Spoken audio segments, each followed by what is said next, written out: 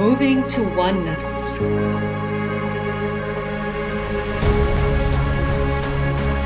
Nourishing curiosity. Embracing differences. Becoming one.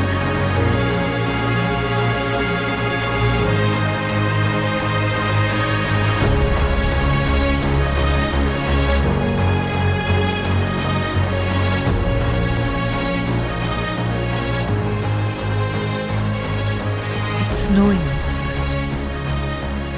It's beautiful. White is dominating. There's a white sky, a white cover like a blanket over nature, and there's a drizzle of tiny snow, ice crystals that are coming down to putting one thin layer over the next thin layer to provide a softness to the world around me. Hello, welcome. I'm Meilin, your host of the Moving to Oneness show today. Light, so warm, comfortable. It doesn't have a harsh tone to it. That's what I love about it. It creates a certain kind of warmth. Makes me feel good. And I bet many others around as well. The children are having fun because they can go outside with a sled.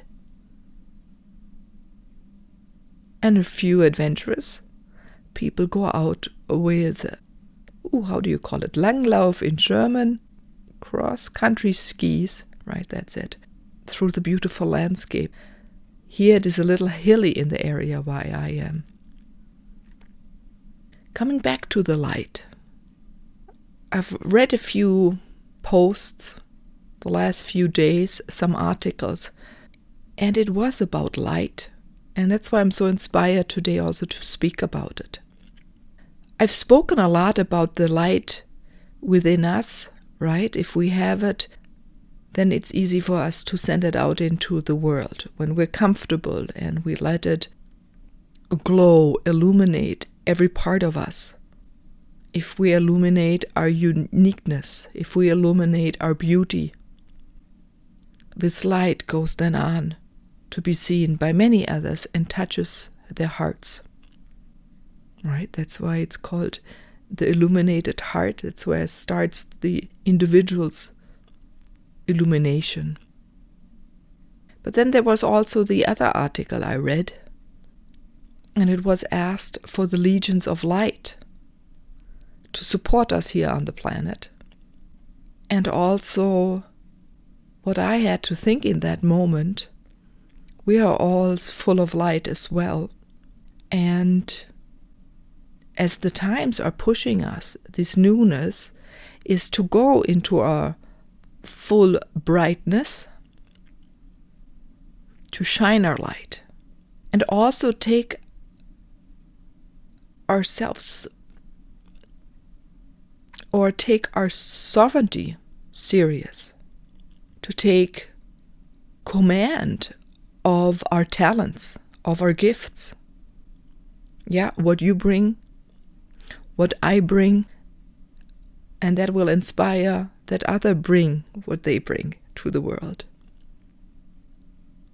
We have covered up, we have muted ourselves, we have, the covers so the light could not show because we didn't want to reflect too much on other people, not knowing how they react, or we maybe had experiences.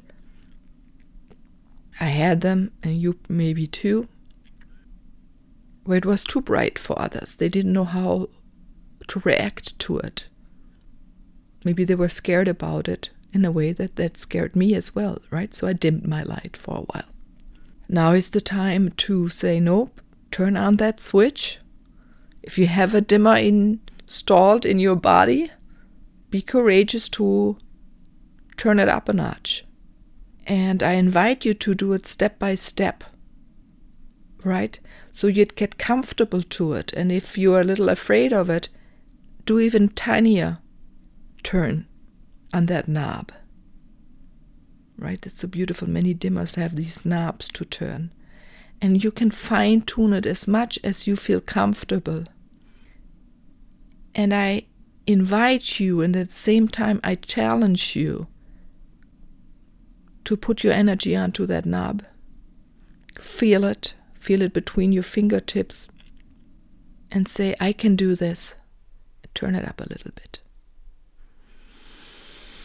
And then take a deep breath and step back and wait and see how you react to it and how others get comfortable with it or how they react to your light. And then turn it up a little bit again or turn it around in your speed, in your comfort, with being very gentle to yourself. Because there's also this other, it is saying, I am who I am at the same time to yourself, right? It's saying, I can do this, I'm connected to all, I'm connected to the one light. And because we're all connected to the one mind, to the oneness, we understand each other. So it is also the becoming comfortable in recognizing others and also understanding that others are playing with their knob of dimness and less dimness, brightness. And that we give them the space to feel comfortable, and then also to invite them, as I invite you now, so that we're here for each other, to open up these channels to yourself, and so that those sparks can go out into the world and fly over to others and touch them and ignite them.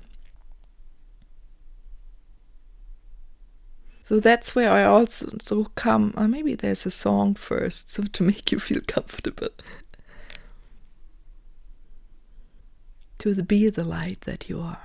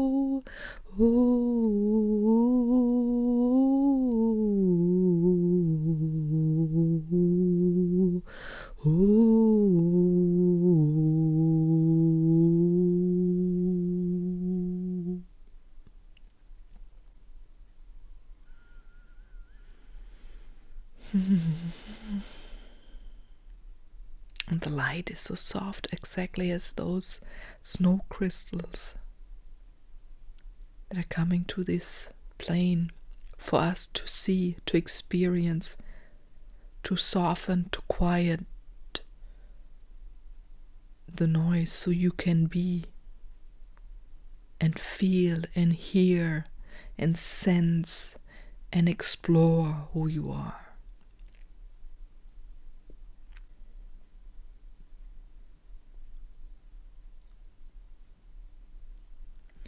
And then once you've experienced it and have played, then you also won't dim your light as quickly when someone else comes and asks you to do it or demands for you to do it.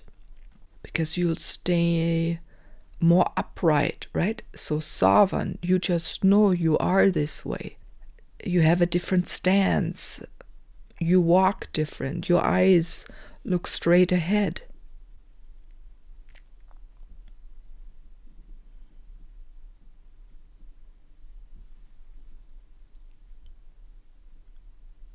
You move with a certainty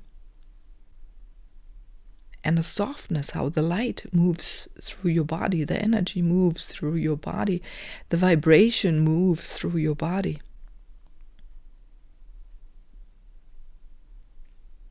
And because at the moment there is also much uncertainty, right? So there is also maybe others at the moment that do desire for you to turn down your light. And it has been a social, a political, a cultural topic, not just for now, the last decade, the last century, the last 1,000 years, the last few thousand years, right? Systematically taking away your light or holding you back to connect to your own light, to your own source, or to tighten your body so extremely that it's hard for it to flow through. Luckily, it never stops to flow through because we're a beautiful light being here on earth. Yeah, recognize that. You are already so much. So now is the time to recognize how to maneuver, how to use your light, how to use it as a tool and bring it together and funnel it and to then throw it out into the world, to send it out into the world, and even maybe to a certain space or even to a certain person. And also that it may envelop others, embrace others, so they can go through sensing that it's time for them to ignite their own light, to remember how full of light they are, how sparkly, how leuchtend comes in German, radiant, brilliant they are, and that they don't have to go with force through life and don't have to be afraid others, because if you're afraid of others you try to diminish them maybe, right? Or you diminish yourself, so that there can come a harmony and a balance. So maybe some of you have used balls of light, I sometimes say, right? We do energy light balls. Sometimes there's an exercise that you can do between your hands. You build up energy or light. You can even dance and build up a ball of light. It's just a fun thing to do. And throw it out into the world. Because you put then your focus and your intention to soften. In a way, then what happens? It is without judgment that we go into the world. And this is important, because there's no principle of judgment, but there's principle of love, principle of balance, of harmony, of freedom, of oneness. The list goes on, of beauty. Go with the intention of seeing that everyone is really looking for the light. And it's time to remember. If you feel the light, you feel loved, right? With the light frequency, the love flows.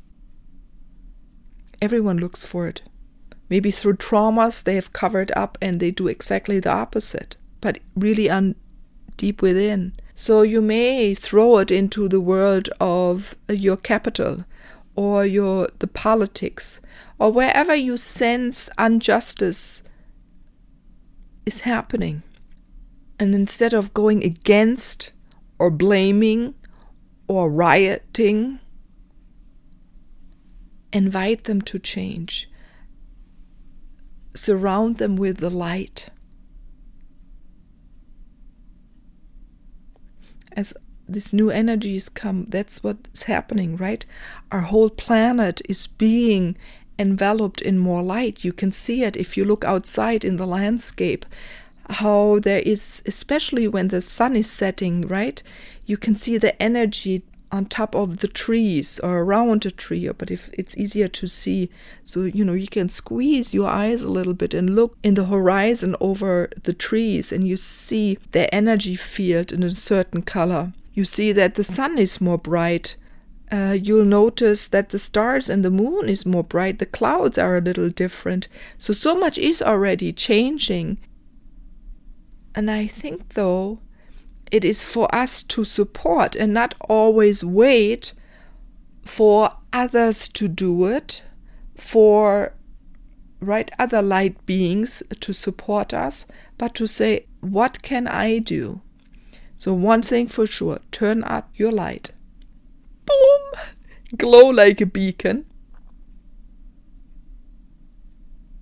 And look for places where there may not be so much light. And you have different senses. Some of you see it, some feel it, some know it, some hear it, right?